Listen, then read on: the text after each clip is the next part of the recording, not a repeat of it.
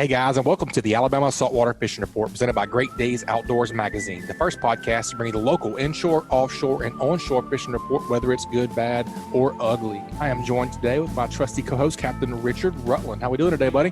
What's shaking, bro? I'm just glad to be here, man. Heck yeah, me too. It's a special time of the year we're on. That's here. right. We got Joe Baya. Joe Baya's going to join us for a little while today over there. I forgot about you, man. How you doing today? Did y'all run those snakes out of Foul River yet? I don't think so. Not all of them. I heard there's like a real bad mosquito hatch. Murder hornets. Murder hornets. Oh, yeah. God, man, it's really been a weird year. I just highly recommend everybody just pretty much just stay very clear. Probably just the eastern shore of the bay is going to be on fire. Yeah, well, the wind's been blowing right. You know, I don't think they've been having as much trouble over there. No doubt. Well, what you up to over there in Northwest Florida, man? How y'all doing? We're doing good over here, in the Emerald waters. Emerald waters. Yeah. They get muddied up. Too bad after this deal.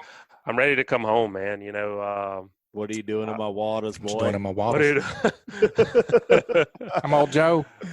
You know, Butch, I was looking through some old pictures today, or actually yesterday, and I saw a really good catch that I'd had a couple of years ago with you, and I was just reminded of that, and pretty sure I dominated you that day, if I remember correctly. Yeah, you need to take your medicine. I told you that earlier.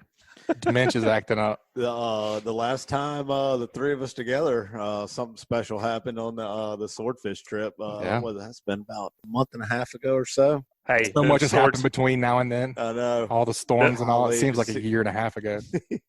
Those swordfish steaks are still fine. Delicious. Oh yeah, we busted some out the other night. Joe, I took your recipe that you sent on our where it's at, isn't it? On our group text. Yeah, I did. I did basil, parsley, rosemary, and kind of minced that up, and just salt and pepper, little soy sauce, and olive oil, and marinated in that for a little while. Ooh, I gotta give a shout out to my boy Matt Horton with Splinter Hill Apiary over in Baldwin County. Take some of his. He's got some great organic raw honey. Man, you take that honey, mix it in with that soy sauce, and that swordfish just soaks it right up. It kind of caramelizes on the grill. Yep, I did the honey too. Golly, it's so good. You can't beat the swordfish, man. It's my number one right now. It is so good. Hey, you know, I was noticing it when I was putting up all my steaks and stuff. I didn't get any of that belly cut. Somebody got all the belly cut. Ooh, I don't know what you're talking about. That's the problem. See, I was over there dealing with things, and somebody else was bagging the fish. That's I always get the shaft. So snooze, you lose, as they say. Hey, so speaking of the belly meat, when you cook that stuff on the grill and get it good and hot, it like just melts. Well, it like caramelizes. It sears up all around the edges, and then when you eat it, it tastes like the burned fat on a steak, just like a ribeye. I thought the same thing. Oh golly, it's so good, unbelievable. Sorry you didn't get any, Joe. Right, but Joe, the good news is that I've got the freaking swordfish bug, and I've got 2 blanks and butts and guides and everything coming. I'm building 2 swordfish setups. All right. You gonna chase them in the contender? Yeah, I'm going to chase one in the contender, but we might have something else on the horizon to take a ride on too. We don't know yet. It's exciting. Little teaser there. Stay tuned. That's right. But anywho, yep, that's sword fishing, man. I don't know if anybody's paid attention to my comments about it on social media, but I've been saying sword fishing. It's a hell of a drug. Yeah, it's a fact. It's much more expensive than the other recreational drugs out there too. Absolutely, golly, man. Absolutely. You start looking at all this tackle for it harpoons and reels and man, like you think about how much braid you got to put on a reel, and then like putting the top shot on, and and then the hooks, man, like you start looking at the hooks people recommend. You get 2 of them for $20. You know, you're using a $10 hook. Hurt your feelings right there. Start losing some tackle. It's unbelievable, you know. And then not to mention how much tackle you're leaving on the bottom with those sacrificial weights, and oh man, it's terribly expensive.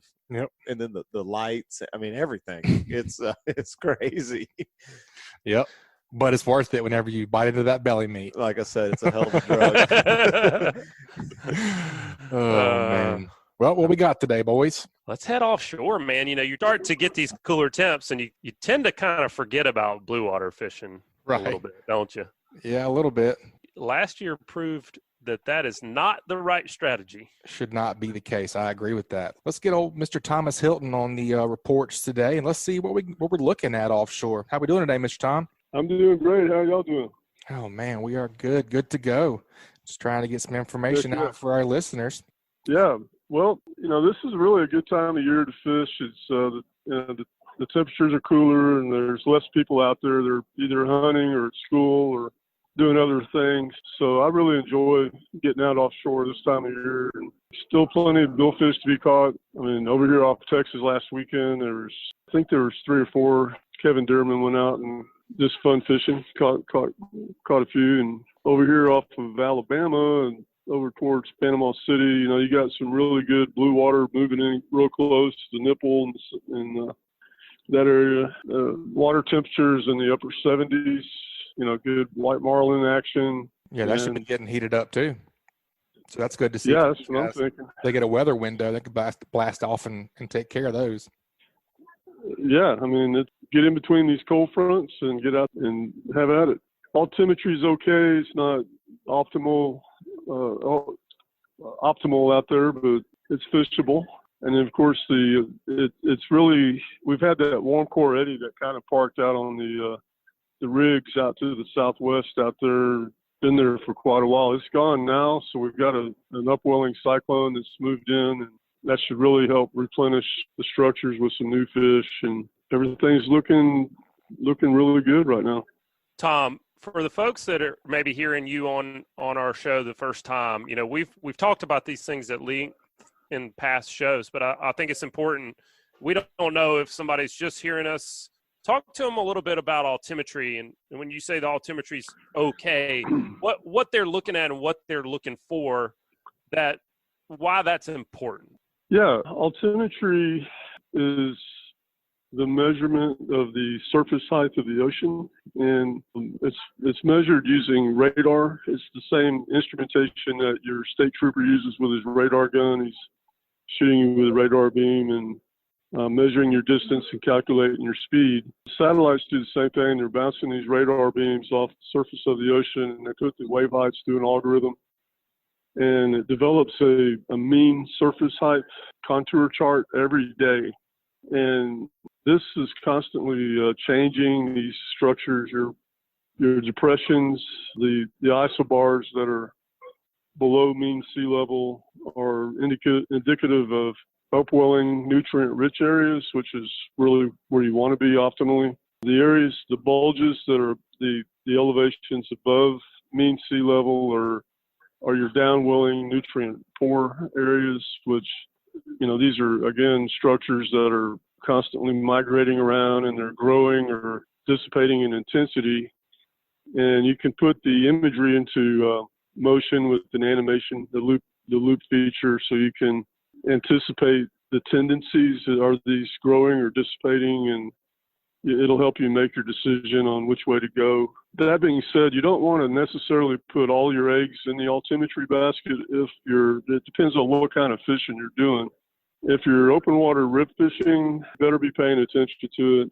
If you're fishing surface structures like drill ships or spars or semi-submersibles, you can pretty much throw the altimetry out the window, because the big assumption is that the bait is free-flowing with the open ocean currents. And with the introduction of these deep water structures, the bait is no longer leaving the refuge of the structure. It's sticking close. And if the bait's not leaving, then the predators are not leaving either. So I've gotten reports, we launched the site 16 and a half years ago, and initially we were like, avoid the bad altimetry at all costs. But over the years, we've learned, just listening to our customers, that, hey, I was out there at a rig and it was in bad altimetry, but we slayed the tuna and actually caught a marlin or two. So that's just stuff we're learning. Everybody's learning something every day. You never quit learning. Yeah, I mean, I love listening to you talk about it because you've got such a good command of it, and I still get my downwellings and my upwellings confused. I want to think upwelling. You want to think that that's a higher sea level, but it's the opposite of what you would think it is. And so, you're You're looking. not the first one to say that. Yeah. Yeah. And I mean, like I said, I love to listen to you explain it. And, you're talking about how structure kind of bucks the trend of altimetry. And that's why it's so important that we've had these fads that have been put over here off of the Emerald Coast. Right. That is going to start to offer some of that structure bite that in the past you really were relying upon good altimetry being in the area of the nipple or something like that. For you to have that shorter trip, leaving out of Destin or Panama City or even Pensacola. Last week we talked with Capt. Adam Peoples, and he was, he had some success fishing those fads, and they were in some good water. How do those fads look right now? I really haven't heard much.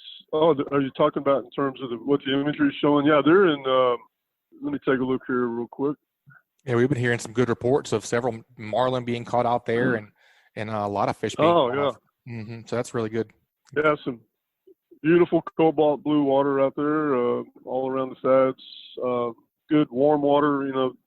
This time of year, again, we're starting to look for warmer water.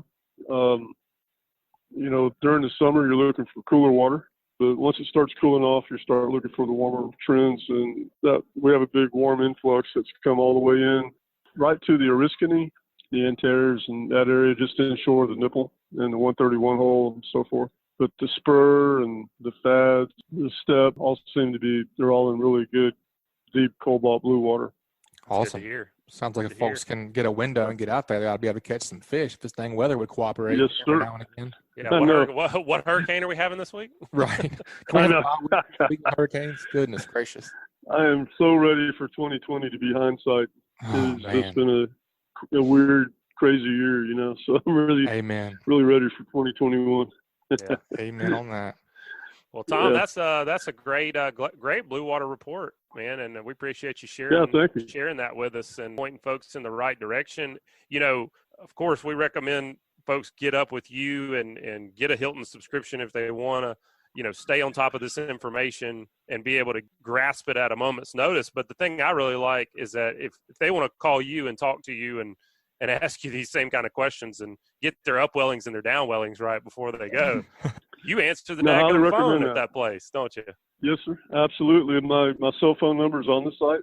And if I don't answer, that means I'm on the other line, which is I show a guy with a fishing pole on there.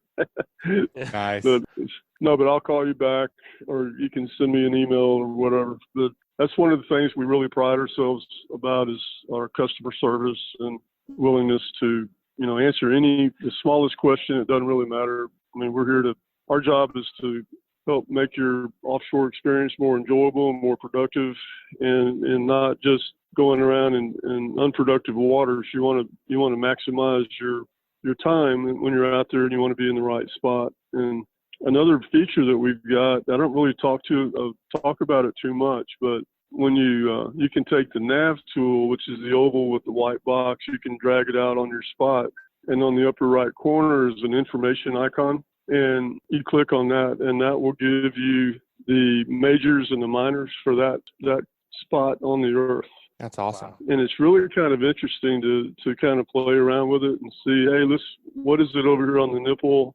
Let's go over here off of Elf and see what's happening.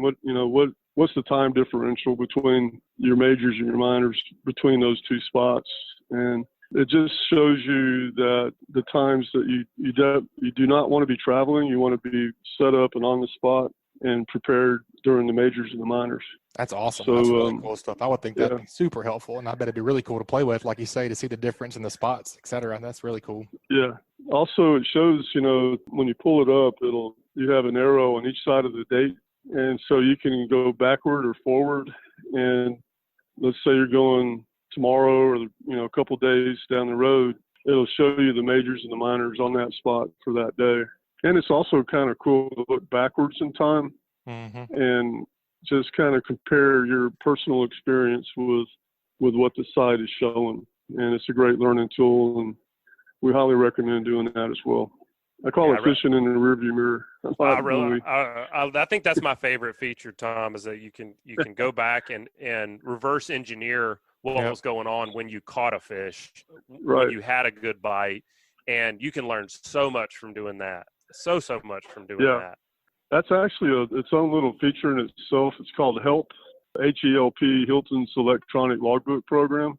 And so you can create a personal trip log and put in, basically you just name it, and then there's two, starting calendar and ending calendar. It could be the same day if you just did a one-day trip. And then it creates your trip log, and then you open up your trip log, and it pulls up Hilton's like normal, except the imageries are only from the day or days of your trip. So then you can go in and take your nav tool and create fish catch locations where you caught your fish and tell it that it's only pertinent to that day. And then you'll see you're logging your actual trip, your catches on the imageries, and then you can compare that fish catch location to the bottom topography, your surface currents, your sea surface temperatures, your chlorophyll, your altimetry, your salinity, and at that point in time has a value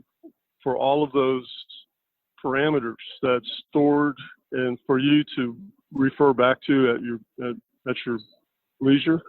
Wow. And yeah, that's awesome. So let's say if you fish the same tournament every year, you can you can refer back to last year's tournament results on if you have other intel based on your buddies or you saw fish caught. You can build a database, and I've got some plans for all that. I just can't go into great detail with it right now, but we're working on elaborating on that aspect a little bit more down the road. Tom, that reminds me of pretty constantly I text Butch photos of when I've out fished him. It's like do you remember this 2 years ago when I caught all these fish? It's looking like those same conditions are lining up again. Maybe I should go out and fish you again. Maybe you need to take your medicine. Your dementia's acting up. It's always fun to catch fish, but it's even funner when you're out fishing your buddy. Amen. Right. No doubt about that. And that's really good stuff. Of course, I got outfished by my wife this weekend, Yeah, Joe knows that feeling too much too. Yeah. Well, that catch log thing is worth the subscription right there, man. That's awesome. Oh yeah, there's no doubt. There's no telling what you could match up if you go back and look. That'd be really cool. Yes, sir. All right, buddy. Well, you guys make sure and check out those charts at hiltonsoffshore.com. Mr. Tom, we appreciate you being on as always, and we look forward to hearing from you next time. Let us know what we can do for you. Yeah, Butch and Joe, thank y'all. Appreciate everything. All right, guys, this week's Offshore segment was brought to us by Dixie Supply. Dixie Supply and Baker Metalworks are proud to be your metal roofing headquarters for over 40 years. Save time and money by buying from the most reliable manufacturer on the Gulf Coast. Buy it today, pick it up today. They offer 20 Sherwin-Williams colors to choose from and have a 40-year warranty. Baker Metal and Dixie Supply, two names, same great service. With the addition of their new store in Cantonment, Florida, they now have 8 locations to serve you. Dixie Supply and Baker Metalworks, your metal roofing headquarters. All right, boys, that was some good stuff from the old guru right there. It always blows my mind when he gets talking about altimetry and chlorophyll and radar shooting from the sky and all. It's kind of crazy. Chlorophyll or borophyll? More like chlorophyll. Butch, what is an upwelling? An upwelling is a downwelling. An upwelling is a pothole, so to speak, right? An upwelling is relief. I wrote me some notes out over here. Did you? Altimetry is the surface height of the ocean. Yeah, I got that one on lock. An upwelling is an area that is below mean sea level. Correct. A downwelling is an area above mean sea level. Correct. Opposite of what you would think. It's opposite. You want to fish the upwellings. It'd be a lot easier if it was the same. If an upwelling was upwelling and a downwelling was a downwelling. Yeah, or you can make all this very easy. Just why make it so complicated? Buy yourself a subscription to Hilton. Right. And call Tom and say, That's right. all right, where do I need to go weekend. fishing? Tell me where to go, boss. Yep. And he'll do I like it. that plan. Oh, yeah. Man, that's all. That's pretty incredible that we some cool technology. Yeah, we have a contributor, a sponsor on the show that literally you can buy a subscription, and he's full. He's the real deal. It's full service. Like you can pick the phone up and call. Oh yeah. Call him and say, "What am I looking at right now?" Yep. You know what He'll I mean? walk you through it all. For the guys who are going offshore already and want an area to start in, or just give me some sort of direction. Yeah, when I run 100 miles offshore, should I go east or southeast or west? You know, which way do I need to go and get it all explained? And the thing is, like you're talking about, Richard, one-on-one. for what you'll save in fuel on one trip, it oh my pays for gosh, it. 10 times over for sure. Not running around. Mm-hmm. Captain Tom's Fishing Hotline. That's right. All right, Joe. I'm out of here, guys. Y'all have a good show, and you too, man. Miss you, boys. Yeah, Take man. it easy. Thanks for being on. You too, Cap. Come see me again. All right, Captain Richard. Let's head on down to half of the wrecking crew. Let's see what old Captain Bobby Abruscato is doing. Bobcat. What you say, Captain Bobby? How we doing, buddy? How are you guys? Oh, we're all right, man. Are you election weary? Oh man, I don't even know what I am on that topic. I'll tell you what, I'm ready. Yeah. I'm ready for it to be I'm just ready for it to be over. To start off on such a bad note. Yeah. Oh man, that's all right. Well, yeah, it's hard. It's hard not to. Right. It's hard not to. Sure. No, it's just. We'll talk about some good stuff then. That's right. Let's talk about fishing. What you been after, man? Yeah. What's been going on with you? Well, I'll tell you, I've done probably since we talked last time, I've done a number of different things. I've had some really, really, really good topwater mornings, really good a couple of complete trips on topwater, which is, I mean, you guys know it. That's to me, is my favorite, and I think it's a lot of people's favorite way to catch fish. You know, it's just so exciting and so visual, and you know, everybody enjoys it. And typically, you catch better quality of fish, but we've had some really, really, really good trips doing that, and that's kind of typical of the fall. And then, continuing too, depending on some of the days and the conditions, the shrimp and the shrimp imitations and the pop corks and the river systems has really been the deal to get the numbers in the boat, and the numbers of fish that I'm catching right now just continue to be through the roof. I know I had a stretch last week, or maybe it was the week before, or the two combined or something, where I had 7 trips in a row, triple-digit plus days in a row. That's fun. I don't care who you are when you're catching that many fish. And when I say days, I'm not talking about 12-hour trips. These are like in 3 or 4 hours. I mean, a couple mornings we had, these guys were keeping up because they had a little challenge among themselves. I mean, they were keeping up with the number of fish. And I think one of them said, "Do you realize it's only 8:15 and we've caught 118 fish?" So it was, that's nuts. Yeah. That's nuts. Yeah. I had a picture of a guy. I had a father and son on the boat. And again, Richard, Butch, you do too. When you're fishing a lot, your days all run together. But I had a trip where I took a picture of the guy catching which our limit was the 18th fish, catching his 18th trout. The sun was just clearing the marsh grass, So that's awesome. How quickly you're going out there and getting it done on these mornings, So, it just continues to be phenomenal. The bad news is we got a slug of water that's coming down through the Delta. I fished in the lower end of the Delta today. I ran up there. I didn't do much fishing. As soon as I saw the water, I turned around and hightailed out of there. But we got a big bubble of water coming down. And, man, I'm hoping this is it, because everything was really staged up well to start catching some fish. And Richard's already caught some fish up in the Delta. And so it was all kind of getting right for it. So I'm hoping maybe nothing went too far, and, we get through these next couple of days without everything getting totally flushed out of there, because the rivers have already crested. The Tom and the Alabama both have crested and are falling fast. So, hopefully this slug will get out of here and we'll get some good cold weather, and that thing will happen this year. Yeah, I tell you, for me, I haven't been doing a ton of speckled trout and red fishing. I've been doing a lot of my flounder tagging with the Sea Lab the past several weeks, and the times I've gotten to go, I tell you what's really just a twinkle in my eye has been the numbers of speckled trout we've been seeing. Is unbelievable. And of course we've been preaching that on the show all year, since the spring, just seeing all the numbers. Yeah. And man, it's just it's so good to see that. Bobby's talking about numbers before 8:15 or whatever. That day, me and KillerDock Jay got to go out right before the storm.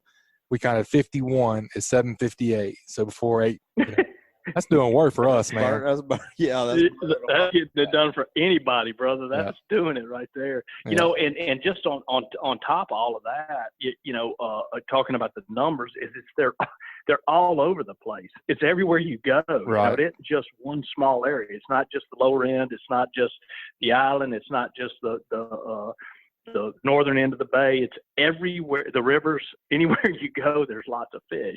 So it really bodes well for our future. I'm sure it does.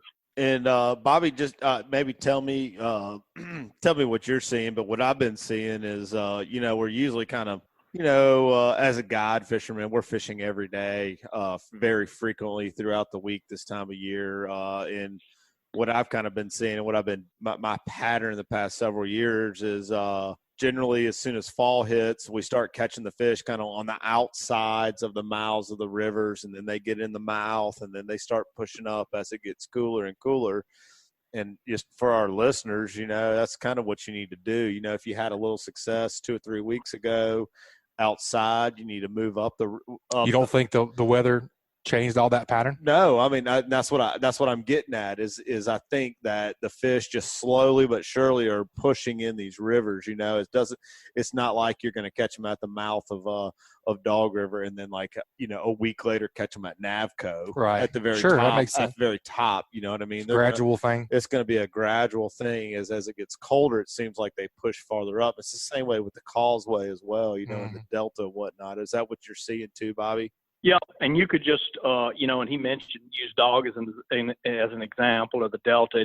You could plug any river, in the bay on both the eastern and western side, and the rivers and bayous down the sound to everything he just said, because they do the exact same thing in all of them, and so and the other thing that Richard just said too that I want to kind of expand on just a little bit is you're not going to just go to the same place every day and catch them. Those fish are kind of staying on the move, so don't go out there and just throw your anchor out. Look around for those signs, particularly really on both ends of the bay, but and down in the sound, but particularly up north. The shrimp activity, which leads to bird activity, really gives them away. And then those fish slicks we talk about all the time, you've got to keep your eyes open for those signs of fish, because where you caught them even yesterday or 2 days ago may be a dry hole today, because those fish are staying on the move so much. One of the areas that we've been catching fish since Labor Day, I started that today and didn't get a bite. But a mile away, it was an absolute feeding frenzy, and it was the same fish. You know what I'm saying? It's just the fish stay on the move so much. So and I love that. I like, to me, the fun is finding. And trout are easy to catch. They're just finding them is the hard part. And, but if you can find, stay on top of these transitional period fish and figure out how to locate them, the fun part about it, today I never saw another boat. I mean, I literally never saw another boat. I had it all to myself and caught, I don't know how many fish we caught, but it was phenomenal. And that's the way it's been. So if you learn how to do that, and pay attention to those signs on these moving fish that Richard was talking about, you can have a lot of fun, man. That's why we like it all, but that spring and fall fishing, these transitional period fishing, to me is a whole lot of fun. The challenge in itself, but then the rewards of it really make it a lot of fun. Oh yeah, I'll tell you one thing. I don't. It's funny how you get these how things come and go, pieces of equipment on your boat or whatnot. I used to carry a pair of binoculars with me all the time on my boat, and I don't do that anymore. And I don't know why. Actually, I do know why. I started hunting, and I started bringing binoculars with me hunting, and it's all in my hunting stuff and not in my fishing stuff anymore. But I used to bring binoculars with me, especially when you're fishing like this time of year when you've got all those fish are kind of staging up to go in the rivers and whatnot. And you're fishing some big open water spots, kind of like what you were today, Bobby. And man, busting out a pair of binoculars helps a lot. Oh man, yeah, big time. Can really. I got to tell you something, man. I was thinking today. I used to do the same thing. I was thinking on the boat today, and this is mainly because you guys are young and y'all still see well. I feel like I couldn't tell if they were gulls or pelicans. That's how bad it was for me. I had to run to them. And I was going, what the heck can I do with my binoculars? And I swear to you, when I got home this afternoon, I know I had some around, and I've been looking around in my cabinet for them and everything else. It's funny as heck that you say that. Yeah. I was thinking to myself, dang, I wish I had some. But luckily, it was bird. I didn't run too far. I ran probably about a mile maybe or something. But anyway, it was funny you say that, because that's exactly what I was thinking today. I said, man, and I just caught a big trout, and it was going to either be leave that where I just caught that fish and go run that down, or, leave that and run out and find out it's pelicans, and it'd be nothing. And I just left some decent fish, So those binoculars would have been handy today. I can tell you that. And I tell you, luckily I had a good pair of cheaters handy too. That helped out a little bit. Yep. I know. But I know those binoculars have saved me big time. Woo, big time. Yeah. And I tell you, and it's amazing too. Like when you get in an area, I'm always looking up, looking in the horizon, kind of looking for that cloud of birds and whatnot. Yep. And sometimes you can't see them real good. You know what I mean? You pick up a pair of binoculars, and you can tell exactly what's going on. And especially like what we've talked about in the past, like if you see pelicans diving, they're usually eating pogies. If you see politician birds, that's perfect for yes, today. It is. It's applicable. You see those lyre birds or politician birds. They're usually eating little smaller pogies or minnows. Laughing gulls are eating shrimp and there's trout underneath them. So that's what laughing gulls and the greater terns, the bigger terns. Those are the two you're looking for. That's right.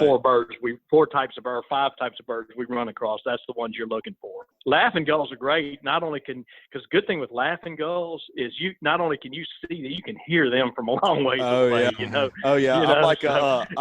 If we're fishing and I hear some of them, I'm looking around going, where's it coming through? That's fish right there. If y'all can find where that's coming from, that's fish. Like a bird dog pointing. I was gonna say, I'm like a bird dog. I hear those laughing gulls. I'm like, where are they? There's something going on. Yeah. Looks like Pepper with some ducks. Them ears pop up, just like you said, just like a bird dog. Boop, them ears pop up. That's hey, I wanted to back. Because the laughing gulls are lazy birds too. They don't like to just fly around. The terns go around and look, but those laughing gulls, they're lazy, man. They'll sit on the water till something starts happening. So if you hear them up or you see them up, they're on shrimp, which is fish. We might need to change the name of the politician bird and the seagull. But the politician bird, that's the working bird, right? Huh? That's right. Yeah, that's right. But I wanted to back you up a second, Bobby. You're talking about looking for sign, watching for bird or surface activity, and keeping your eyes open. What about keeping your nose up? Do you? Yep. People will say, I'll say, "Oh, did you smell that? You get a whiff. Did you get a whiff of that?" You can smell a slick. You can smell feeding fish. The people have smelled it, and I'll say, "You smell that right there? That's what that's the smell you look." It's a fruity smell. It smells to me. Some people say watermelon. Some people say freshly mown grass, but it's definitely got a distinctive smell.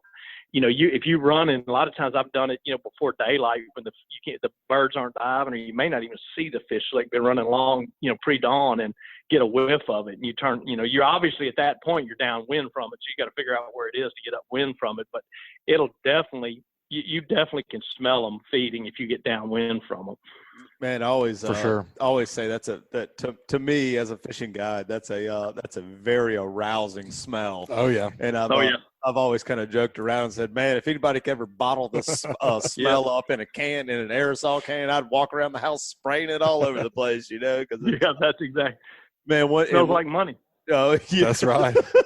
That's right. Well, once you get a whiff of it, man, once you get around fish several times and you see them slicking, and it's even worth it to mess up a bite if you've never experienced it, to get downwind of some slicks and get that smell, because man, I can't tell you how many times I've been just cruising along. I mean, it don't have to be it's not like you have to be like going real slow or anything. You can be hooked up running from point A to point B and get a big whiff of those fish, and sure enough, every time if you look upwind of wherever you are, you'll see a slick somewhere, and it's usually always some feeding fish. So that's right. You just have to figure out where they are based on where that, how hard the wind's blowing and, where you got the whiff of it. But it's definitely something to keep your eyes open for, keep your nose open for.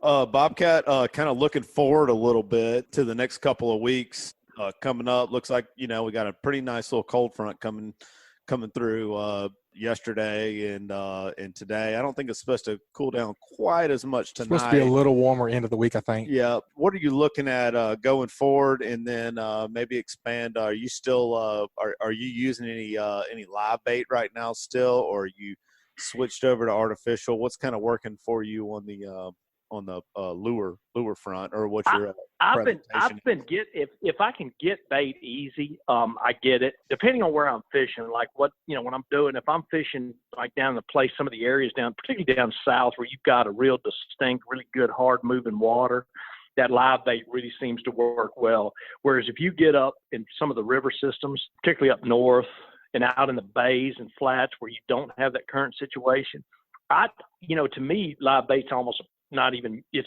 actually almost even hurts you because you're spending less time with the bait in the water.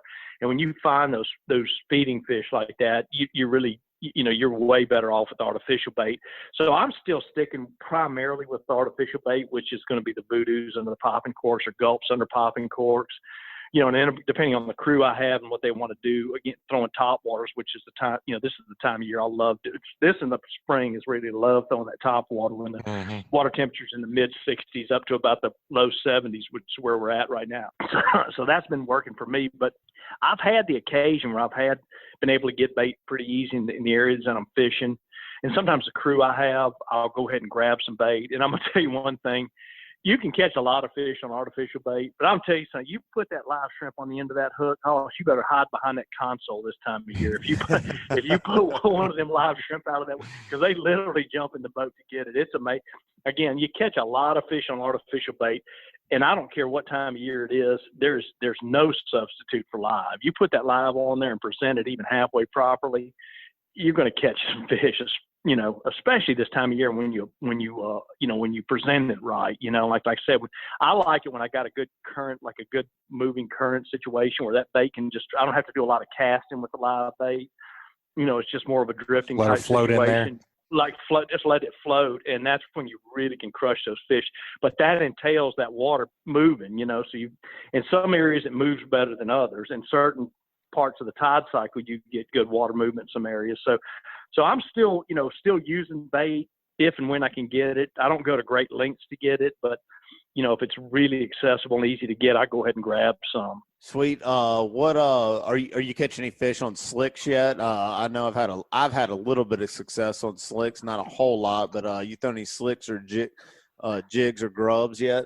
The few times that we've been in a situation where we're catching the right size of fish and that the fish are on fin fish, everybody's wanted to throw top water because they're hitting top water. And I've, a couple times when it's slowed down and I've thrown slicks, you can catch fish year round on that lure, but to me, it's when those fish get really on those fin fish, and a lot of the shrimp get out of here, and some river systems produce better with that thing.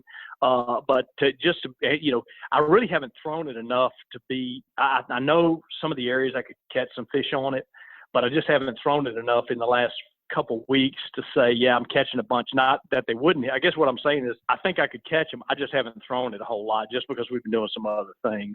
Yeah. And the other thing is too, you got to have kind of the right crew too. I'm not knocking any of my guys by any means, but I mean, that lure, it takes a little practice to get it. It's not like a popping cork. You know what I'm saying? You got to practice with that lure a little bit to get effective with it, presenting it, actually catching and keeping the fish on the hook and that sort of thing. So there's some other things that are involved with that. And we've been, like you said, we've been guiding so much for the last two months really all year, but the last couple of months have been so busy, it's just, hadn't had a chance to do it a whole lot. But I can promise you this, I just sent Joey a big order for a bunch of he's got some new colors, so I know it's getting ready to happen. I can tell you, and I'm stocking up for it. I mean, just last week I sent him a big order, so it's going to happen. I can tell you that.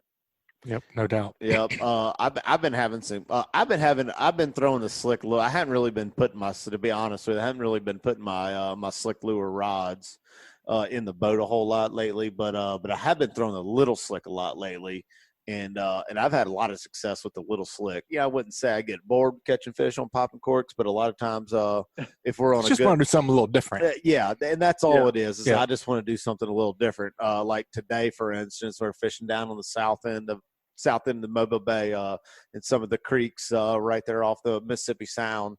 My customers were catching fish every cast on a popping cork, and with the voodoo and live shrimp, we had half and half going all day. So anyway, I caught several fish on popping cork, and then I was like, man, I wonder if they'll eat a grub out here. And sure enough, I threw a grub out there, and I caught a few bigger fish throwing a grub, throwing that little slick swamp thing. And I like that one, lemon, and the lemon color were what they were hitting on for me today. Bobby, I remember, I'm gonna make you feel old, man. I remember being about 10 or 12 years old and watching you, listening to you talk at the Abba Shrine for, I think it was a Saltwater Sportsman Seminar series my dad and I came to. And I remember you saying, and it still makes sense, it's like, I don't care what type of lure it looks like, if it's got a paddle tail, straight tail, split tail, whatever it is. A grub on a jig head is a shrimp imitation. You know what I mean? And a little slick doesn't look anything like a shrimp, but you're working it like a shrimp, right? When you're jigging it along, you know. And that's what the fish are on right now, the shrimp. What do you think about all that? Yeah. Well, you know, the thing is what proves it is, you know, when's the last time you saw a croaker, a bull minnow, or a mullet hop along the bottom to propel himself? You know what I'm saying? If you're bouncing that thing on the bottom, I don't care what they call it. It's a shrimp to a fish. So they can call it whatever they want, but it's a shrimp if you're presenting it that way. So you're exactly right. And yeah, and you did make me feel old, by the way. Thank you. Way to go, Rich. That's, you know, and you know what? Because I am old. Captain Bobby, I just want to back you up a little bit. You know, I like my wade fishing. One of the first things you said, you guys been keying off on wade fishing, and it's the perfect time of year for that. What are you looking for? Why do you think this is a great time for year that, or is it just a strictly a spring and fall kind of thing? Oh, it's definitely not just a spring and fall thing. You can catch them on top water year round. You know, it just seems to be better in the spring and the fall. I think, you know, for a couple of reasons. One, water temperature has a lot to do with it. This is an ideal water temperature for them. They're real active. Getting you know, in this water temp, these ranges, they get fired up. They're aggressive, which you have to have if you're going to, you know, have a fish come out of his comfort zone, which is, you know, typically the lower third of the water column, and come feed on the surface. You got to have a pretty aggressive fish, number one. And then the other thing is, as the bait shrimp supply starts to thin, I think that helps out too, because they get a little bit more keyed in on fin fish. So I think it's a combination of those two things. And then kind of a little bit more towards the spring end of the deal, I think you get these bigger female trout are typically aggressive when they're in a peak spawn, and that's typically in the spring. You still have the same water temperature thing I was talking about and the aggressiveness thing, but you know, you couple that a little bit more when they're in these peak spawns. Speckled trout's one of the species of fish. Some species of fish don't feed at all when they're spawning, whereas trout and some other species feed, you know, real aggressively when they're in a peak spawn, and that's what happens in the spring. So, but those are the two main reasons, I think, are the aggressiveness of the fish due to the water temperature and the thinning or the going away of the shrimp deal. Yeah, that makes sense. Sure. Do you have as the country song goes, that's my story, and I'm sticking to it. I like it. Bobcat, do you have any special types of or brands of lures that you really like to kind of key in towards? I know your answer already, but maybe just talk about that a little bit. I know what my favorite is for big fish is a super spook. I really like that super spook. I don't throw it a whole lot, but I know when I'm trying to target I'm still not very good at it, man. Some giant fish, I really like the super spook. What are your couple of go-tos you really like? I usually have the skitter walk, the full size Rapala skitter walk tied on, you know, without knowing anything else. You know, I have the full size, the biggest one that they make in the skitter walk. And I like that because it's, you know, it's not as big as the super spook that you're talking about. And I like that lure a lot too. But that skitter walk, the size looks good. I like the pitch of the lure because it's not as loud as a spook, but it's not as subtle as a top dog. So it's kind of a good in between. And then there's times where you want that big, loud, high pitched lure on there. And there's times when it's calm, when you want a little bit smaller with the lower, you know, more subtle knock to the lure. But that skitter walk's kind of in between. And then Butch, just touching on what you said, when you're talking about not being good with topwater, two things about topwater fishing, is I ask people, you ever caught a fish on the topwater? And they raise their hand and I go like, no, you hadn't. No, nobody's ever caught a fish on the topwater. You got to catch, right. That fish has to catch himself. So right. You don't have to be too good at it. The fish has got to cooperate to begin with. But touching real quick on the size of the lure, when I take people that haven't done a lot of topwater fishing, I always put the biggest lure I can find, which seems kind of backwards, but I want the biggest lure I can find for them. Two reasons. One is that big lure is a lot easier to walk than the small lures. Mm-hmm. If you think about it, you throw that out there. So if you're just getting into topwater fishing, you want to learn how to do it, I would recommend putting like Richard's, the spook, that big super spook, that type lure, the full-size top dog, not the top dog junior, the top dog, and then the skitter walk that I'm talking about. The bigger the lure, the easier it is to work. And that seems kind of backwards, but it's not. It's the small lures are the hardest ones to walk. So they're easier to hook fish, the small lures are, but the big ones are actually easier to walk. So if you're just getting into it and you want to pick out a couple, I would definitely highly recommend you starting with the bigger lures. Mm-hmm. Yeah.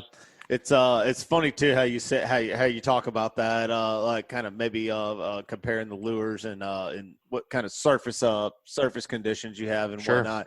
I'm a thrasher, you know what I mean? Like I want to make as much noise as I can with anything, basically. Right. Like when I pop a cork, I freaking pop a cork, you know what I mean? Like it. Yeah. I make the water explode with a cork, and the top water, same thing. I want the noisiest, loudest moving thing I can get going, and it works to my advantage a lot of times, and then not so much. And Bobby and I tournament fish a lot together, and sometimes he's a lot more successful on it. Bobby doesn't. He has a little bit more finesse to his, and I think that's something I learned from him, and maybe he learns from me. I don't know what I would learn from me, but I don't know. I guess it's just one of those things that, like, I mean, last year it's a feeling thing. You know what I mean? I always say. Yep. Confident, and I'm not confident with it yet. Last year, I think it was last year, it might have been 2 years ago, you know, whenever we kind of started this thing, slick lure, and you guys were harping on that, and I had a hard time, but I literally, every single time I went fishing, that's all I threw. And I was like, I'm going to figure it out. Yeah. So I guess topwater may be kind of the same thing for me. I just need to commit. It's exactly the same thing. Exactly the same thing. It's right. You know, it's one of those kind of things, you know, what happens with, and it's not just topwater or slick lure fishing or grub fishing or whatever, is the better you get at it, the more you do it. And the more you do it, the better you get at it. And it all just continues to build on itself. You get confidence in it because you're good at it. And you get, the better you get at it, the more fish you catch at it, and which means you enjoy it more, which means you do it more. So it all kind of feeds on itself, but it all has to start with you saying, you know what you just said, I'm going to get better at this. We'll conquer this. Doing it. Yeah. And it'll happen. You'll go you'll realize one day you walk out to your truck with your rods in your hands, your boat, and with your rods in your hand, and you look and you go like, I got 4 topwater tied on all 4. I got topwater tied on every single rod. I must have gotten pretty good at this, you know? Yeah. All right. Well, noted. I'll do that. Maybe that's my new mission for 2021. Something's got to get better, right, at some point. Goodness gracious. All right. Well, that's going to bring us to our Hey Cap question. This week's Hey Cap was brought to us by Foster Contracting. Do you need a new roof? Do you have wind or hail damage? You may qualify for a free roof. Foster Contracting will inspect your roof and provide you with an estimate. Stress-free. They will handle your insurance claim. Your roof is your first line of defense this storm season. Sit back, relax, and enjoy your day. They have you covered over at Foster Contracting.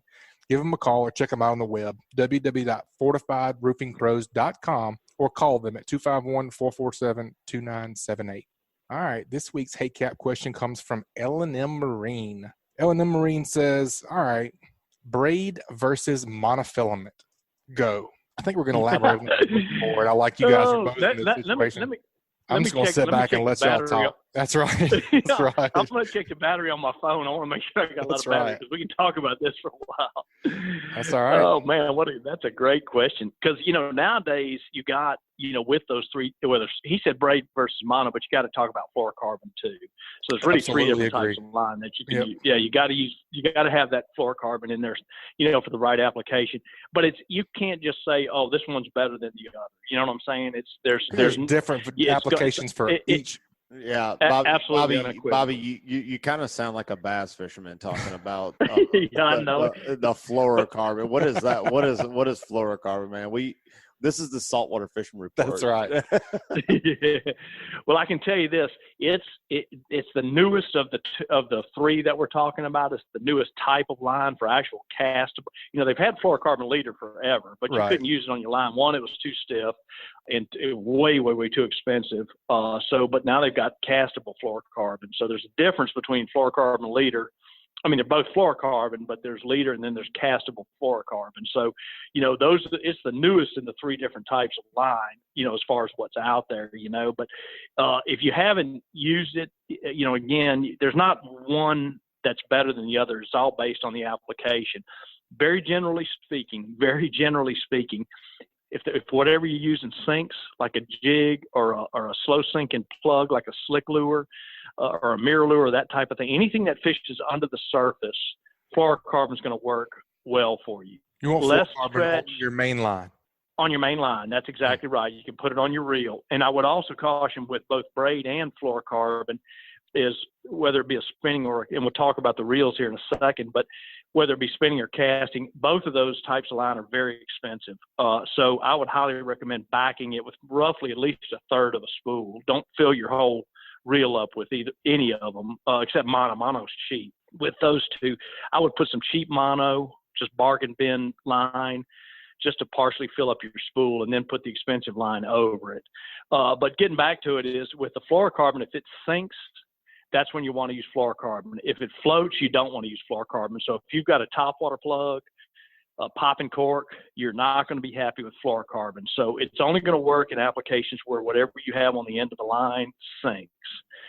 The other advantage of fluorocarbon is it has less stretch than mono, but more than braid, but it's closer to braid than it is to mono. Mono's got about, depending on the type you're using, roughly about 25% stretch. It's basically a rubber band, whereas fluorocarbon's about 10, depending on the type you're using, 10 to 15% stretch. So you got less stretch, it sinks. Not a big issue for us, but it actually refracts light the same as water. Basically, that means it's invisible in the water. So we don't have a problem with line shy fish here in our fishery, but that's another big advantage of fluorocarbon. That's why the people like the fluorocarbon. And it's fairly tough line. It's really strong line too. Mm-hmm. So it's considerably stronger than mono per diameter, but not like braid. So it's a really strong. So I like it for tournament fishing. When I'm fishing slick lures exclusively, I use fluorocarbon lures.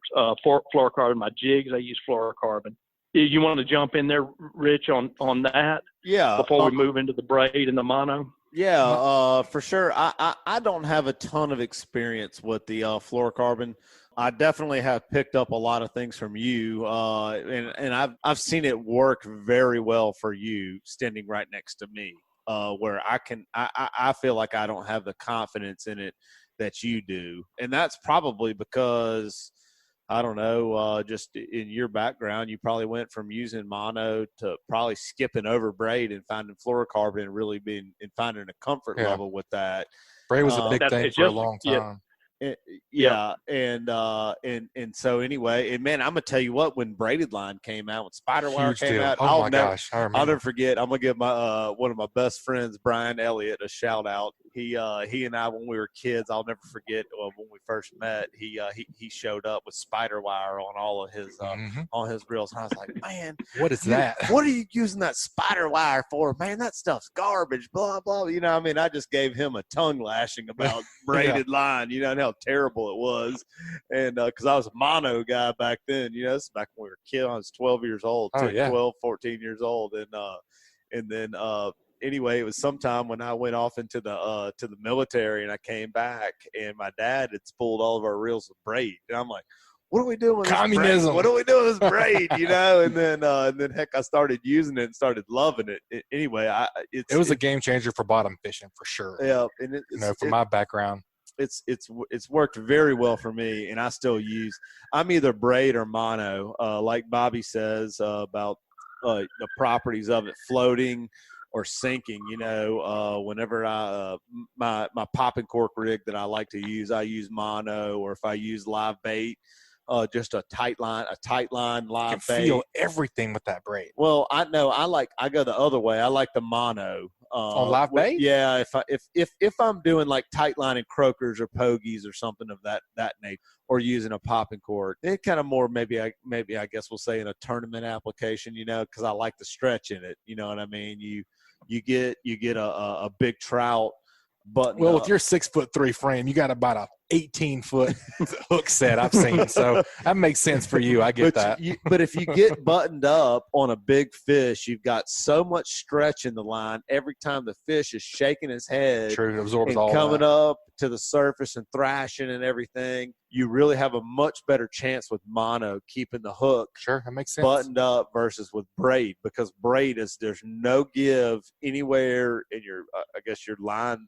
Sure. Your connection to the fish, except for the rod. Your drag. Well, yeah. Except for the rod. You're dragging the rod is the only. Yep, that's it. Whatever give the rod has. So I know, Bobby, I told you a couple of weeks ago, I have spooled. I've got a reel spooled up with some fluorocarbon, and I've been trying it. I've been exclusively jig fishing with fluorocarbon, and I really like it, to be honest with you. I do. And I think I'm going to get a lot better at it. I'm not great at it yet, but Sure. it's one of those things like we were talking about earlier. You kind of got to put your mind to something. When you want to do something new, like we were talking about with top water. That's how I am anyway. I got to immerse myself into it. You have to put your mind to it. You have to go all in. Commit. Yep. Absolutely.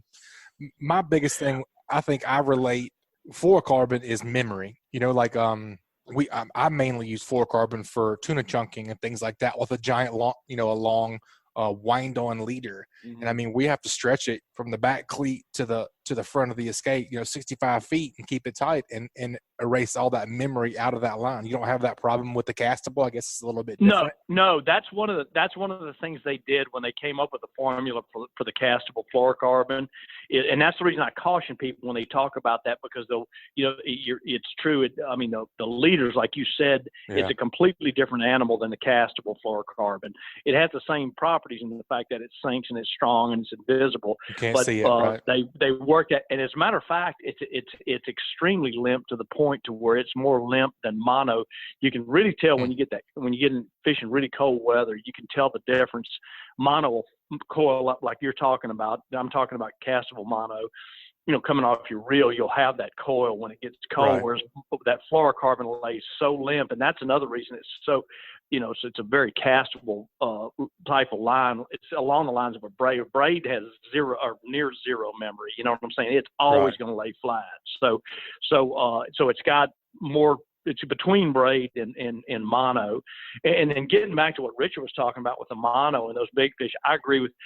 If I could hook a fish on braid or fluorocarbon and instantly flip it over to mono, that's what I'd like to do, because the hook set is way better on the low stretch. But boy, when I get that fish on there, I love having that stretch in that line. Yeah, because trouters, they have such a tender mouth, and so for that reason, when I'm using top waters, good stuff. I use mono. You look at the way you hook a fish, oftentimes with more often than not, that trout's not hooked in the mouth. He's hooked in the side of the face or on the cheek. You never know how they're hooked. So, with that mono, you have that stretch there, because that fish he's going to be shaking. He's going to be on the surface trying to get rid of that lure. And that mono with that stretch on it, really, that's one of the big advantages of having that stretch with mono. So my top water, my popping cork rods, on my casting popping cork rods, and my live bait tight lines or bottom lines have mono. But the braid application for me is spinning reels. I've got braid on all of my spinning reels. The reason for that is there's a number of advantages to braid, but the main reason I went to braid on spinning reels kind of was an evolution of me guiding is, I found out that people can't cast casting reels like I could, so I had to get spinning reels. Well, I started putting mono on spinning reels, and they reel against the drag, and you get this line twist on your next cast. It comes off in a big blob. That's from line twist. Well, braid doesn't do that. And that was the reason I went straight to braid. When I realized, I said, oh my God, I can eliminate that problem. And then I discovered a couple other things about it on spinning reels, or casting reels for that matter, because it doesn't have that memory, and the strength to diameter ratio is low. You get cast a lot further, so you can put 12 or 14 or 20 pound braid on a rod, but you really have the diameter of 6, 8, maybe 10 pound test. So that lower diameter, less friction through the guides, means longer casting. So I kind of stumbled onto that, but my main reason was just to eliminate that line twist that you get on spinning reels. It was the reason I went to braid. So all of my spinning reels have braid on them, so that's the application I really exclusively use braid on, is almost all of my spinning reels. Yep. One, and kind of maybe backing up a little bit, kind of going back there to the fluorocarbon mono versus braid, like when you've got the fish on the line. One thing you pointed out to me, you and I both build rods, and one thing you pointed out to me, because you and I was always showing off our new builds to each other. We build something like, oh man, you got to check this thing out, And one thing you pointed out to me that I never really noticed, is that I prefer, because I'm a braid guy on most of my like jig and slick lure applications. Me too. Yeah. Stuff is that I tend to want a softer blank. I like softer rods To make up for that no stretch. To make up for the zero stretch. And I've started to notice that when I pick up a couple of your sticks here and there, look at them, you do like a little bit stiffer rod, and you can get away with that because you do use that fluorocarbon and or mono. Makes sense. With a lot of those things. And I think that's important when deciding which way you're going to go with this. That's why I love talking to you guys, because this is crap that I just never even think of. You know what I mean? It's all kind of an evolution thing, but if you think about it, it's just common sense. It is, if you think about it, oh, that does make sense. Softer rod with less stretch. You got to have something to compensate for. That's your shock absorbers, that rod. And we caution our customers, especially with the braid, when I got them on those spinning rods with braid, is they've got to get that rod. You got to get that rod up, the butt pointed towards the sky so the rod can bend. That's how you take advantage of that that flexibility in the rod to make up for that. I'll get guys that are kind of pointing the rod right at the fish when they're trying to fight the fish, and I'll say, guys, why am I losing? Because you got zero stretch on that line. You've got to have that shock absorber when that fish is fighting. So you got to get that rod tip up. And my standard saying to them is, if you don't get that rod tip up, you get a 10-minute timeout. Come on now, you got to get that rod tip up. The other thing too, man, that I'll notice a lot of my customers, it's always like the next day. You know what I mean? You'll like the next day after you've been on a guide trip. Every time I hand a rod to a customer, I put the bait on there, I pull the drag out, check the drag, and then hand the rod to the customer, And it's amazing. Sometimes you pull the drag, like, man, this thing won't come out, and then you kind of like really wind down on it, pull it, and they've got the drag. It's got 60 pounds of drag on it. They've got it locked all the way down. And man, that's the thing, is you really got to back off on the drag. That's what it's for. Yeah, and like Bobby was saying, you don't have this big line twist problem anymore, Yep. So it's okay to reel against the drag a little bit. You don't want to just be like winding a spinning reel just against the drag, but constantly, like as fast as you can. You got a little more give there. I mean, I know whenever I'm fishing a spinning rod with braid, when I pop the cork, I feel the drag come out. Mm-hmm. That's how light of the drag I'm fishing. And then when I catch a 14 to 16-inch trout, when I'm reeling against the fish, the rod, I always like to tell my folks, like what Bobby said, keep your rod pointed at the sun.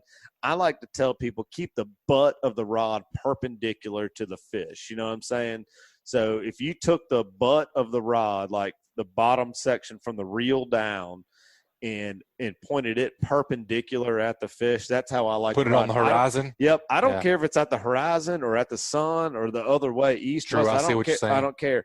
I just want it. You want your forearm pointed at the fish, basically. That's right. Yeah, that's right. And then let the drag and the rod do the work. That's what creates the softness of it for me. Yeah. So that you don't shake as many hooks loose. That's right, and you can do it. You can do it real easily with that braid if you're not doing that. So, the idea. And one thing I was going to add, one thing too, before we leave talking about braid, is whether if you're using a lure tied, in other words, you're tied directly to a hook or to a jig head or to a lure like a slick or to a even to a popping cork. You want to make sure you've got some leader of some kind on there. You don't want to go straight braid to your lure, because the main reason I do it is, they do it a lot of times in some of the clear water areas, just because braid shows up so much, there's no hiding it. I do it because if they get hung up, if somebody gets hung up and you straight to the braid, there's a real good chance you're going to lose a good part of your spool of line. Mm-hmm. You want that to be able to break away. off. That's the main reason I put a little bit of leader on there. And the other reason is, it helps hide the, even here, I don't think it's a line shy issue, but helps hide the line a little bit. And then lastly, I haven't figured out a loop knot that you can tie with braid. I'm sure there's probably one out there, but and so I love a loop knot on anything that doesn't have a split ring, so that by putting I use primarily 20 pound fluorocarbon leader to my braid, and then tie that to whatever I'm tying it to, So I would recommend that if you're going to try some braid, learn how to tie there's a bunch of different knots you can tie leader to braid to. You can learn those, whichever one you like to use. But anyway, learn how to tie, a 2-foot or 3-foot section leader with a small enough knot that'll go through your guides to the end of that braid. Yep. I like the improved Albright as my go-to. We went into that not too long, maybe like 3 or 4 months ago. Improved Albright, we figured was the best one. That's the one I like. Well, I wouldn't say it's the best one. It's easiest. Well, I always tell people, figure out how to tie what works for you, and Sure. I'm sure Bobby will tell you the same way.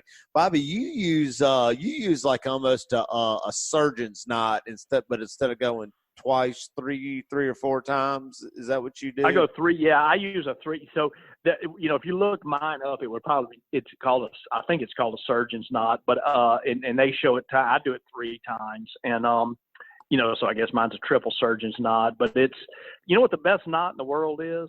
You know what the best knot in the world is? The one you can tie the best. The one you can tie fast that doesn't come untied. Yep. That's the best knot in the world. Because I'm going to tell you, you better learn how to be able to tie it fast, because the fish are going to be biting. Your buddy's going to be up front whacking them, and you're trying to tie a knot. Don't sit there with you don't want a little diagram that you have to pull out every time, because the fish are going to be biting. It's going to be windy. It's going to be dark sometimes. You better know how to tie a knot fast. So what I do, I got 5 knots that I can tie fast. Poorly as I see, I can tie most of them without having glasses on. So so the best knot in the world, whether it be the improved Albright or the surgeons or the loop knot or whatever you decide to tie, get good at it. Don't learn a whole bunch of knots. Get good at what you need. And that's the best knot in the world for you right there. Yeah, bro, you tie 5 knots. I think you've only showed me 3, man. Why you he's keeping a little bit from you. Well, and I tell you this, and actually I don't think there's even a name for a couple of the ones I use. They're just the Captain Baba. There's stuff I've come up with because I'm in a hurry or I can't see, and it's held up for 2 days, and I go holds, like, wow, right. one does one. Yeah. All right, well, it's the Captain Bobo knot. Yep. All right, Bobcat. Before we wrap it up, that's what one thing I want to add to that about tying knots is something I've done several times. These knots. But one thing I do to get proficient at tying knots, because I'm not above learning anything new whatsoever, and when I find a new knot that I want to tie, what I like to do is after dinner, something like that. You're sitting in front of the TV watching Butch is probably watching American Idol or something like that. I'm watching Yellowstone or something like that on Amazon. I'll get whatever connection I'm trying to tie. And I'm asleep. Yeah. Right. Well, I'll get whatever connection I'm trying to tie, whether it's mono to fluorocarbon or mono to braid or braid to fluorocarbon, whatever it is, and I'll get it in front of me while I'm sitting down, no distractions around whatsoever, and I'll just tie it over and over and over again. And literally, it takes doing it over and over again 30 times probably. Yep. And I'll just tie it, cinch it up, see what works, what doesn't work, and you can play with it. I tell you, the improved Albright we're talking about, it took me a long time to really perfect that knot. Well, and figured out what you do wrong to make it break. That's right. You know what I mean? Yeah. One loop different. And it's a couple of loops different here or there, and like I've got a way I cinch down the whole thing, and then I cinch the tag, and then I cinch the main line, and then I clip everything, and it takes sitting there and playing with it, to you know what helps me? Like doing the same exact thing you're talking about is teaching somebody else to tie it too. Yep, that helps as well. Yep. So anyway, what blows my mind about knots? It hurts my heart how many boats I get on, or how many people I talk to that can't tie a bowling knot. My dad used to make us do it upside down, underwater, backwards, and sideways. Really? Oh, absolutely. Oh, man, I heard a great story about your dad the other day I got to ask you about. All right. Well, Captain Bobby, that's a great segment, man. That's a great HECAP question. We appreciate that. L&M Marine's going to get a prize back from the slick lure. L&M Marine, make sure you email us at alabama@bestfishingreport.com to redeem your slick lures. It's slick season. Heck yeah, John Page, you don't need those slick lures. You can just donate. Yep, you could donate them to me or Captain Bobby. That's right. Oh no, he's gonna want them. Tell you what, Butch, I'll deliver them to him. You give them to me. I'll bring them to you. When I bring my Skeeter over there for service, that's what I'll do. I'll bring them to him personally. You can count on me, man. I wouldn't just keep them myself. No, definitely not. Skeeter Yamaha ran real good today. That's right. Okay, I know you guys are busy this season, but if folks want to get up with you and book a trip, what's the best way to get in contact with you? Mine is ateamfishing.com. That's our website. It's got contact us information on there via email or regular old phone. You can just get it either way. Awesome. We appreciate the report as always, and that's some really good stuff, man. We appreciate it. We'll talk to you next time. Well, thanks, man. Thanks for having me on. In the meantime, keep whacking them, buddy. Talk to you soon. Captain Richard, I know that went a little long, but I couldn't stop that. Oh, goodness. Man. That's gold. You know, Bobcat's one of my favorite people in the world. Absolutely. Man. And golly, I just never stop learning from the man. You know can't. what I mean? I made a reference to being 12 years old. And I mean, I literally remember something from being 12 years old at a seminar. That's awesome. And listening to that. I've told Bobby that little piece before, you know, and he's, oh, yeah, I remember being there. You know? And, oh, yeah. Man, it's just wild. He's a special cat, man. No doubt. Literally, just the Bobcat. He can sniff them out like no other. I love it. No doubt. Cool. Who are we talking to next today? Man, let's head on down and get the surf report. Let's head on down to Captain Dusty Hayes. What'd you say, Captain Dusty? What's shaking? What's up, guys? Man, just give us the rundown, buddy. What you been up to? You've been fishing in the surf some. Just give us a rundown. Where you been fishing and what's been hitting home? Yeah, I've been doing a little bit of everything, really. Some kayak fishing, some surf fishing for sure. This is my favorite time of year to surf fish. You know, everybody loves the traditional pompano run in the spring, but the opportunity in the fall is there for just so many more species. You know, early spring, you get that heavy pompano run, and we got it going on right now too, but you know, the redfish bite's great, the flounder bite's great, the whiting bite's great. Everything is just on fire. I've had some buddies fishing to the west using ghost shrimp, catching huge numbers of pompano. I mean, 3 and 4 and 5 man limits of legal fish, which is awesome. Really, I mean, everywhere. The whiting bite's been good. You know, the bull reds, they're in the path. You know, if you fish that path, incoming or outgoing tide, you can fish outside of it. You can fish along the beach. Guys fishing out Fort Morgan are doing good. But anywhere near Perdido Pass has been great. And using various baits from, you know, cut mullet. And water's still kind of warm, so you still got the shark factor in there, which is, you know, fine. If you do fish at night, you can just go ahead and use a steel leader. And then, you know, if you do hook a shark, you can land them. And then redfish don't mind, you know, especially if it's dark, you know, they can't see it, so they'll eat it regardless. The bite's good, man. The flounder out there for sure. You know, we've had a good little push to flounder, and they are technically out of season, but that doesn't mean you can't go fish for them. If anything, the bite should progress because, you know, those fish aren't being gigged and stabbed, you know, so there'll be more fish in those holes along the beach to be there caught rod and reel. Hey, talk to us about that flounder a little bit, man. What's the go-to rig for that presentation and action wise? What are you doing to have some success with those? Yeah, you'll pick some up on pompano rigs and all that stuff with shrimp and all that, but you know the numbers are low when that happens. Unless the flounder is super super thick, you know you're not gonna catch a whole bunch of them that way. They'll eat it, but flounder, if they're happy, they're content, there's bait there, whatever the conditions may be. A lot of times they may not move much. You know, if they feel safe, they're not gonna move, you know, from the shoreline to way out behind the sandbar. And if they do, they're pretty much going to beeline it, you know, versus a whiting or a pompano or a redfish. He's milling around and, you know, whether he's running the beach or whether he's covering a 20, 30 yard area all day long feeding, you know, that flounder is usually going to be a little more stationary. So if you really want to target them and cover the most ground, you want to use artificial lures. Use a Carolina rig with live bait such as bull minnows, finger mullet. That works great too, even croakers. You'll get a lot of bites, catch a lot of fish that way. As far as practicality of walking the beach and bringing a bucket and, you know, worrying about keeping bait alive or catching bait, find bait, right? You know, it's just not as fun to me. If you get, you know, there's various things you can use. Fishbites makes the Fight Club lures, you know, the little 30 boxer, the little grub, all that stuff, paddletail, all that works fine. Gulp from a mullet works great. The thing with scented plastics is everything wants to take a swipe at it. So, you know, the pinfish, needlefish, anything in the surf that's got a mouth is going to be pecking at it. which is not a bad thing. And you will get flounder bites, but even unscented paddle tails like matrix shad, or like I prefer the saltwater assassin, the little boss, a 3.5-inch little boss. And there's a bunch. You get a rougher day, you can go up to a pre-rigged hoagie swim bait. They make a 1 ounce, which is a great bait for throwing off the jetties and the pier for Spanish, bluefish, all that. But it's a great surf flounder bait just because it's heavy. It goes straight to the bottom, and it's only about 3 inches long. So it's small, compact, got a good hook. It's perfect for just dredging the bottom for your flounder. And if you do want to do something that's kind of in between, Tsunami, Berkeley, a bunch of different companies make a bait, just a pre-rigged, like a Tsunami swim shad. Berkeley makes a little power bait, little swim bait basically that's pre-rigged with a hook in it. People see that and it looks kind of.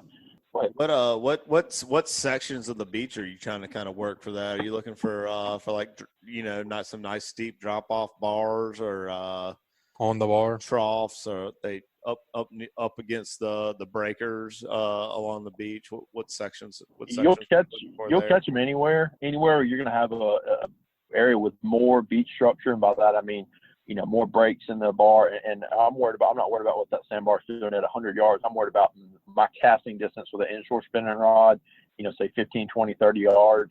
What's in that zone is what I'm focused on. I'm not worried about way out there.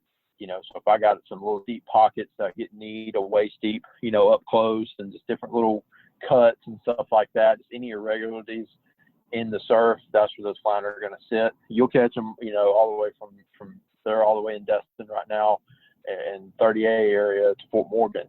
And, every few miles, that beach structure is totally different as far as what that sandbar looks like. So they're all over the beach. But somewhere you can focus on stuff that has a lot of, say it's flat, calm, and you can't see where those waves are breaking, but say that sandbar is 10 yards out and it's like a U shape, and it creates like a little funnel. Anything irregular that's what's gonna hold fish. You focus on those areas, especially early in the morning. They'll move in at night, feed at night, and then as the day goes on, in the fall, you get these calmer days with north winds, and those fish are going to move out to deeper water, midday. If it's an area that doesn't have a lot of foot traffic, a lot of tourists swimming, a lot of people fishing, those fish might hang out all day long if they feel safe. But some areas get fished a lot.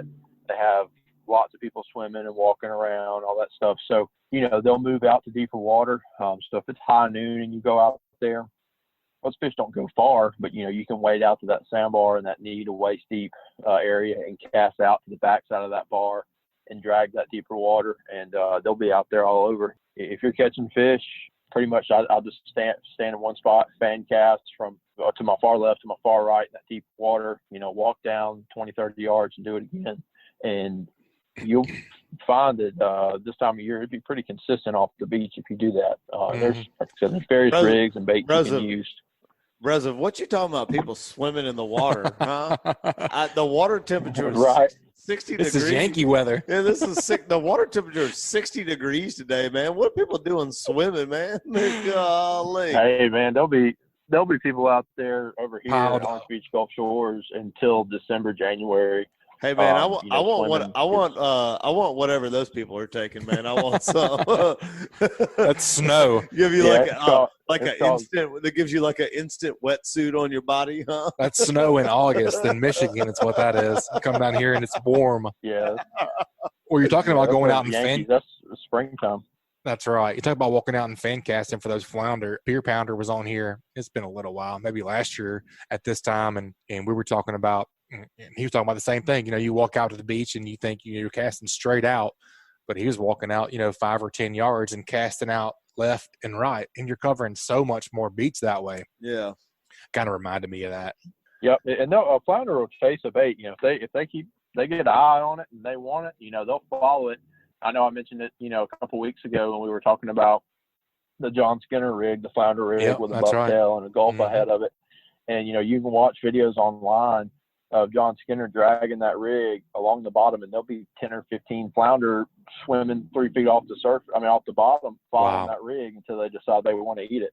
So, they're not something, they're an ambush predator, they're going to sit there and be camouflaged and wait, but they are not afraid to chase something down. So I've seen a couple buddies have caught some on the fly rod earlier this week. That's awesome. I've caught them on top waters before. One of the biggest flounders I've ever got on one of my charters was 10 foot of water, and he smoked a free line LY that was swimming on the surface. I thought it was a red that ate it, and it was a big flounder. So that's crazy. They're not afraid to come off the bottom and chase a bait. Man, that's neat. They're such an ambush predator, man. Cool fish in general. Oh yeah, they are cool fish. They're very challenging, but that's probably why I like to have to chase them. Yeah, yeah, a little challenge. Man, they're definitely a challenge. When you talk about them following and ambushing bait and whatnot, one thing I feel like works for me when you're talking about, sounds like you like to throw artificial for them. I do a lot of both for flounder. A lot of live baiting and a lot of artificial.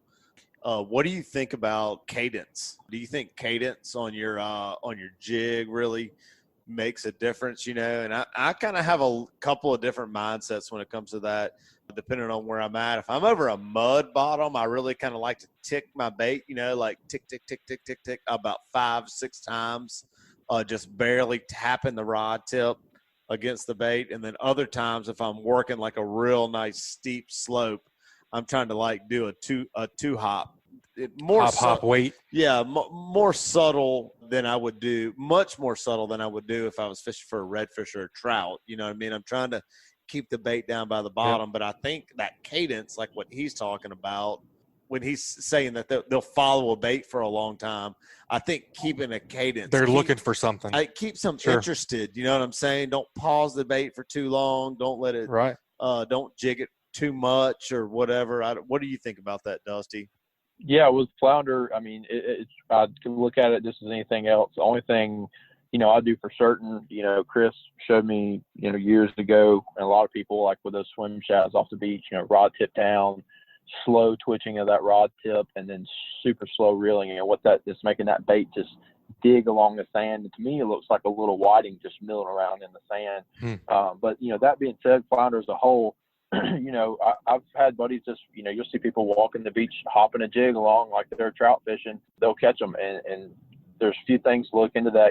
Say you're using a plastic with a jig head, the weight of that jig head has a lot to do with it. If you're using an 1/8 ounce, you might hop it up and it's going to have a real slow fall back down versus like a 3/4, you hop it up, it's going to shoot right back down to the bottom.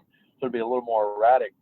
And the heavier ones will move a little more sand too. Like you're talking about a whiting plowing through the sand, looking for something. Yeah, sure. Yeah, absolutely. And that's where nothing's ever for certain. I constantly change retrieves on lures. Like, and the prime example is like if you fish a twitch bait like a mirror lure or you could be talking about like your slick lures y'all throw over there or even a jerk bait. Like you can have 5 guys on the same jerk bait, but with 5 different retrieves, and one guy might catch a fish. And like, a couple months ago, I got on a pattern with some stripers throwing jerk baits. I mean, if that thing stopped, they would turn off of it. You had to reel it and twitch it as fast as you could.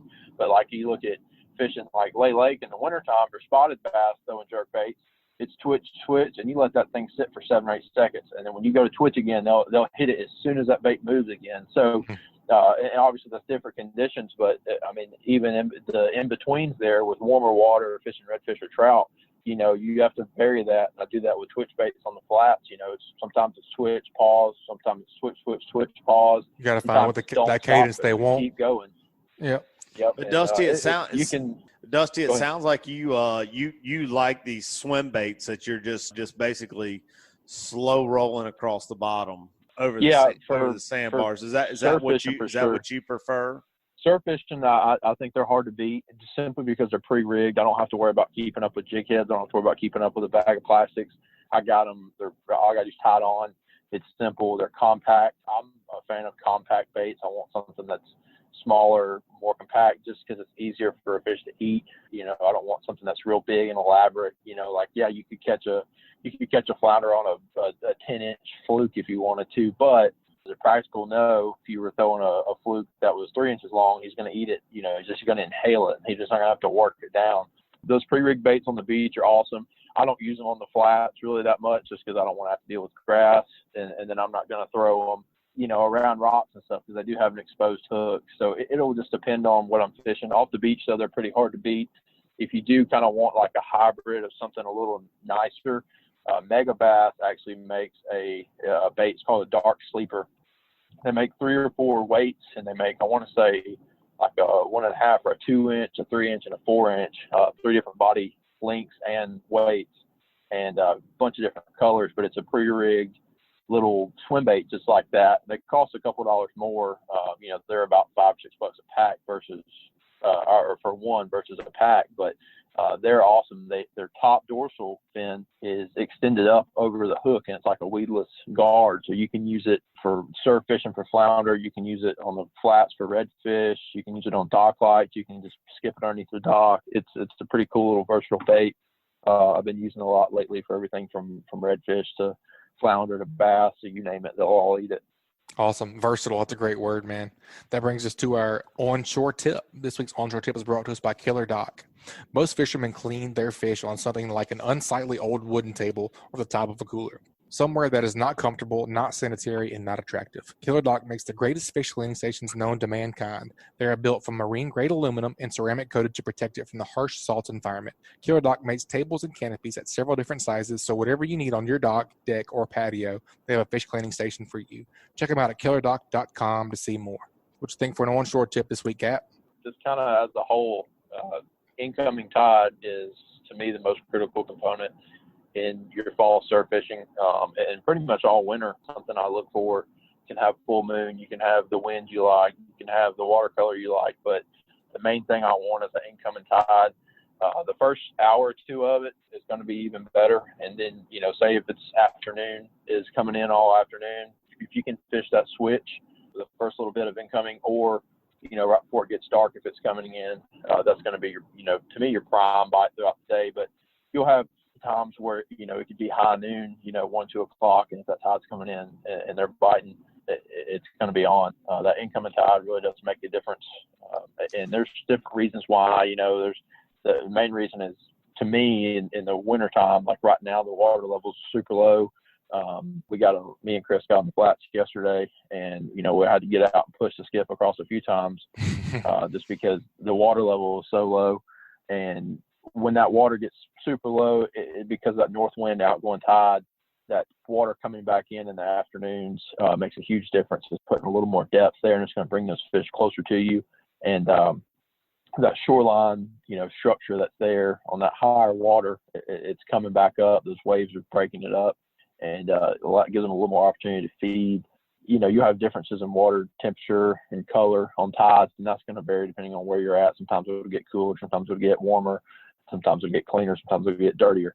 But the incoming usually seems to be key. Man, Dusty, that's one thing I've always thought about. Not so much in the fall, but more kind of getting into the wintertime. Wintertime stuff for me, anyway, is I've always liked an incoming tide in these tidal rivers. When in the cooler months, I'll say. And I think what happens, like exactly what you're saying, and like that, why I feel like why we all have better success sometimes in the afternoons, is that when it cools off, we have these cold fronts that come through, the water gets cold, and then you're getting that deeper water from like what I'm talking about over here, Mobile Bay.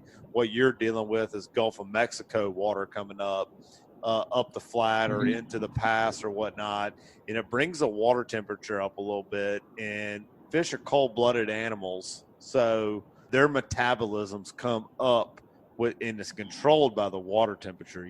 So a little bit of increase dictate what's going to happen. Can activate a bite. Sure. And I think that's what's happening. That's good stuff. Well, you'll notice too. That's why a lot of your redfish and trout go up, and drum and all that stuff go up in the creeks in the winter, because that bottom and all those creeks still bottom, and it retains a lot more heat, and it heats up a lot quicker in the daytime. You can see a 10, 12 degree temperature rise, in the daytime in some of those little creek areas. It just daily at the highest sun of the day from that silt retaining that heat versus Gulf side you might not see but maybe a degree, because that clear water doesn't hold that heat like that, and that sand doesn't hold heat like that. When that water gets cold, it pretty much stays cold. It makes a big difference, man. I agree. That's a great tip there. Great report and a great tip. Yep, that's something very. It's applicable right now for sure. Very applicable. That's exactly right. It's very applicable for this time of year to make sure you work that incoming tide in part of your day. Yeah, you don't want to waste your time on something that's not going to work for you. That's for sure. That's right. That don't mean you won't catch fish on outgoing, but sure, if if you're trying to pin it down to a That's time right. you want to go throughout the day, that income will be on your side for sure. Awesome, dude. If folks want to get up with you and book a trip, what's the best way to get in touch with you, Cap? Yeah, give me a call or shoot me a text. My number is 678-897-0167.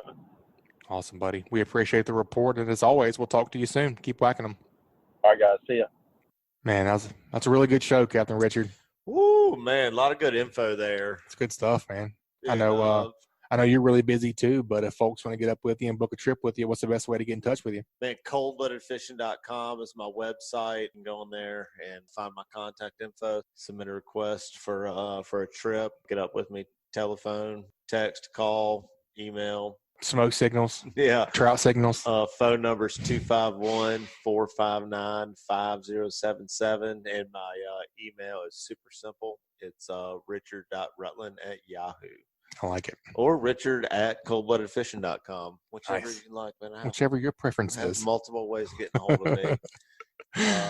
Man, this is a fun show. It was. I had a lot of fun doing this one. It was. We got to talk to our boss man, not Butch. You're Butch. I am Butch Joe. usually. Sometimes. We got to talk to the boss man, Joe Baya. Oh yeah. Checking in with us just about the time I always feel like Joe forgets about us over here in Alabama, where he's from. Mm-hmm. He checks back in and kind of gives me a Gets back in a little. gives me a little tickle. Makes me feel funny. It makes me feel funny. That's right. And but anywho, Yeah, we like hearing from him every now and again. for sure. Just not too much. Just a little bit. Well, we got to do What'd You Learn, man. What'd you learn? Well, this week's What'd You Learn is brought to us by CCA Alabama. Online auction was awesome last week. I don't know if you participated in that. No, but I checked it out. I got outbid by a ton of things that I wanted, unfortunately. But I think it went really well, Blakely said. So that's really good. Thank you guys for supporting that. A great way to support conservation efforts like the Claude Petite Flounder and Speckled Trout Hatchery in the University of South Alabama Cobia Tagging Project is through the purchase of a distinctive CCA Alabama Saltwater Fishing license plate. You guys head over to Alabama Department of Revenue's distinctive license plate page at revenue.alabama.gov to get yours. Man, what I learned this week, I think probably the most prominent thing that stuck out to me was Captain Bobby's. He went off on the fluorocarbon and the braid and the mono, and I mean that's just so much to soak in for. Man, why'd you steal my idea about what you learned? Oh my! We can both talk about it. We can learn the same goodness, man. Man, of course. I mean, you can go anywhere you want to go with that. Can. I mean, and you can nerd out as much. I mean, I nerd out is the perfect word for it. You're because right. you literally can. And I really think it comes down to, as far as being an angler, the one thing that we maybe didn't talk about on there is species to species as well. You know what I mean? And it really comes down to that as well. And lure versus lure, and every application you can do something different. We mostly are talking about catching speckled trout with these applications, sure. But redfish is a totally different and bottom fishing. In bottom fishing and everything, like I know bottom fishing wise, I remember used to tie braid on with everything, and I used to pull a lot of fish off, and I went back to mono with that, but I used braid for everything else, you know, and so it's a really an application specific thing. And you can get even like the rod, your rod blank, and how much give it get. Your action and your action, and that can determine everything as well. It's there's no right or wrong. Right. There's no book written on you need this for this and this and this. Yeah, right. You took the words out of my mouth again. There's no book written on it on each species what you need to do. It's all about a fit. I say all the time in my in like seminars or on here or whatever, man. Fishing is a feeling, you know what I mean? And that means like, like where to go, what your next move is, what to throw, whatever you're feeling is what you need to do. You got to react to your gut. It also comes to that as well, like how you feel about the fish being on the rod when you're fighting it. You know what I mean? Are you pulling hooks? Are you, and if something's not working, you need to change. Is something breaking in your connection? Whatever it is. It's definitely trial and error to become great at what you're doing. It takes lots of experience and time trial and error. Right. Well, I mean, I'm going fishing. I put braid on everything and just cast out there and hope it works. But you can get so much more in depth than that. You know what I mean? And I'm learning that.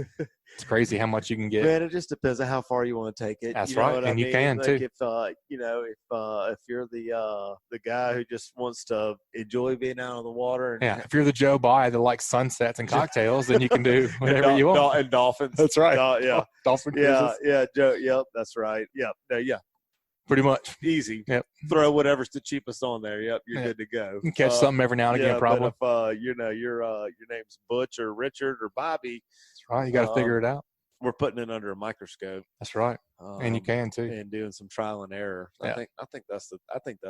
It's just trial and error, And if you're trying to figure out which way to go with that, build a couple different setups. Put a rod with braid on a spinning reel on the boat, and then put one with mono on there, and fish them side by side a little bit. Which one you like better? See which one works a little bit better. You start to get on a bite and catch 3 or 4 fish on one setup. And be like, don't get wound up catching the fish. Be like, hey, I came out here with a mission. I'm gonna catch some fish on both of these setups. Yep.